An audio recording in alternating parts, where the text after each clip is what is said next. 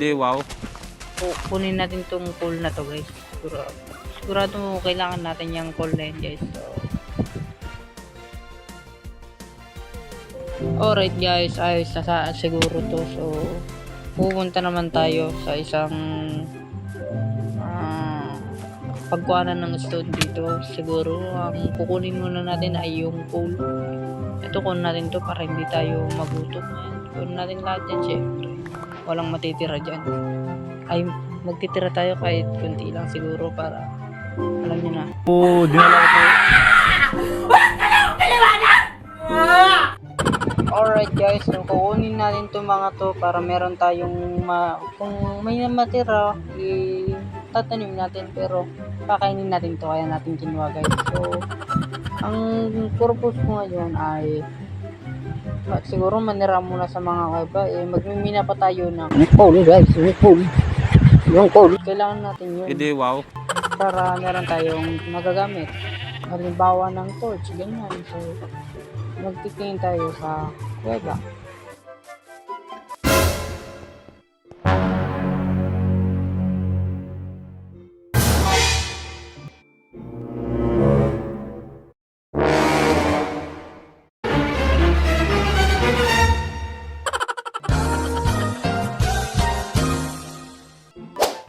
Alright guys, namatay tayo kanina dahil namatay tayo nung witch. Hindi, wow. Grabe. So, dito tayo kukuha ngayon ng coal. Sigurado naman marami na siguro to. Mga ilan na magagawa nitong torch. So, yun naman yung kinukuha natin guys, yung torch. Para may ilaw yung ating bahay. Alright guys, ayos na siguro to. Pwede na tayong lumabas. Paumaga na. Total, nakikita na malapit na magliwanag guys. So, habang naglalakad tayo, meron naman na tayong sword na pang defense sa mga monster ganyan. So maghanap na lang tayo ng lupa kung saan pwede tayong tumira, yung malawak ba. Alright guys, nagutom ako. Grabe, napakalayo rin ng ilakbay ko. So hindi pa siguro tayo dito maninirahan guys dahil napakarami pang puno. Mahirap putulin itong mga to. Kung tutusin matatagalan na ako nito ang puputulin nito. So maghahanap pa rin tayo, kunting tiyaga na lang at makakarating tayo sa ating pupuntahan. Kailangan muna namin kumain dahil nagugutom na tayo. Ayos na siguro yan. Anak ng tilapia, meron pala tayo nitong meron na kinuha at nagluto pa tayo, walang niya. Hindi ko napansin guys, grabe, hindi ko napansin meron pala akong melon na kinuha guys, nakalimutan ko Gunggong! Barinig kita sa mukha Hindi ko napansin dito sa ating yan. Hindi ko alam tawag dyan. Hindi ako natutuwa, hindi ako nang titrip sa inyo. Tingin. Okay guys, so malayo pang lalakbayin natin. Okay, let's go. Time lapse. Pasok.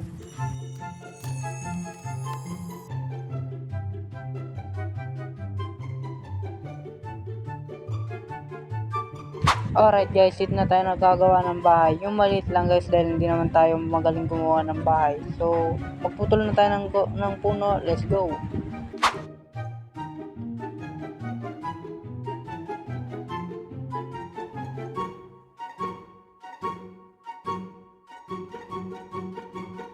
Alright guys, so nakakuha tayo ng 2.5 wood na gagamitin natin sa panggawa ng bahay. So, ano pang hinantay natin guys? Gumawa na tayo ng bahay at simulan na natin in 3, 2, 1, let's go!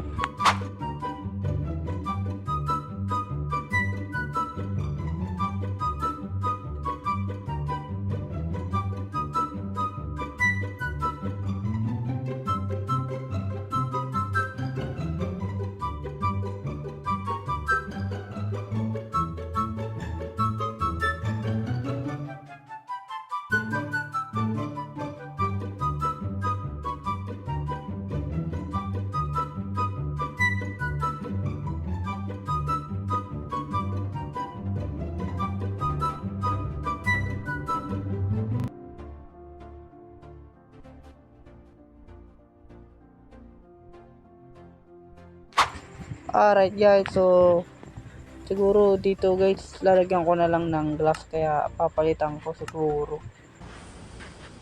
Wow! Hindi wow. Hindi ko alam kung anong kalalabasan ng bahay na to. Gaya nga ng sinabi ko kanina, hindi ako masyado marunong gumawa ng bahay. Kaya yung maliit lang na bahay, kaya yung kaya ko lang, yun lang ang gagawin ko. So siguro papalitan ko to ng puti or glass. Gunggong! So titignan natin guys kung ano yung magandang view niya. Kung may glass naman siguro dito sa pagtutulugan ko, yan glass na lang siguro, hindi na ganito. Wag purong wood sabi ko sana.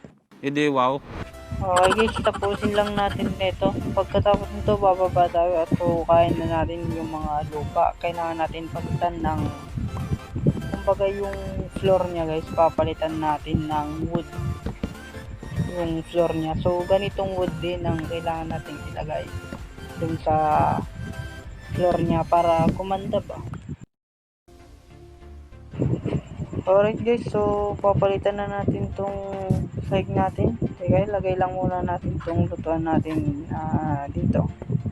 Then, hukayin na natin syempre.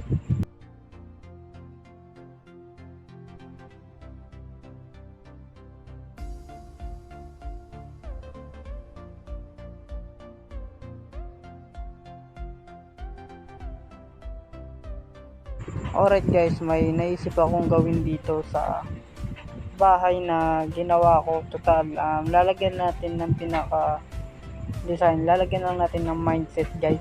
So dito, ganito ang mindset na naisip ko, ganyan. Sa atin lang to. Hindi wow. Lalagyan natin ng ganyan guys, tapos lalagyan natin ng torch para may pakinabang dito. Alangan na ginawa ko tong task na to, walang pakinabang to. Hindi wow. Bubong na to, so bibigyan na niya ng pakinabang syempre guys. So ang kailangan natin ay gumawa tayo ng glass para meron tayong pang ayan, kailangan natin lagyan ng glass guys. O sige na tol, babay na. Ingat ka parate ha. Alright guys, orale. So lalagyan na natin ng glass guys itong loob ng ating, yung mga bahay natin guys na may mga plus, lalagyan natin yan ng glass guys para gumandamin. Alam nyo na kung paano kaganda yung bahay ko kahit maliit lang yan. Alright guys, so maya matutulog na tayo pagka nilagay na natin itong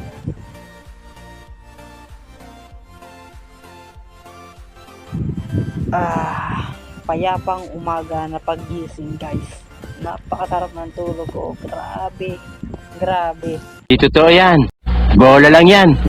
So ngayon lalagyan na natin ng glass guys para matapos na ang bahay natin. So time lapse, pasok.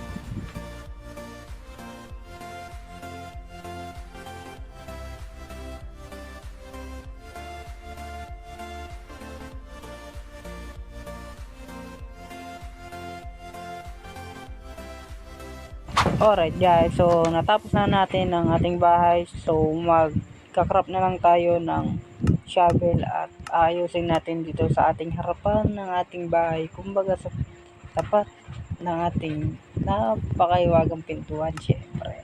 Wow! Hindi wow. Kango. Itong pintuan na to ay nanggaling pa sa China, Thailand at sa ibang lugar. Hindi wow. Ayan. So ayusin natin guys. So ang gagawin lang natin siguro lalagyan lang natin ng pinaka-design yung harap. Kumbaga parang ganito. Ayan. Alright guys, ayos na siguro to. Mukhang maganda na ang ating tahanan guys. So alam ko na kung ano ang kulang dito guys. So siguro apoy ang kulang dito. Dinala ko po. Hindi wow. Dalawang apoy para mawalang lamok sa bahay natin syempre. Alright guys, so ilalagay na natin yan dito at yung isa dito naman sa kabila, ganyan. So para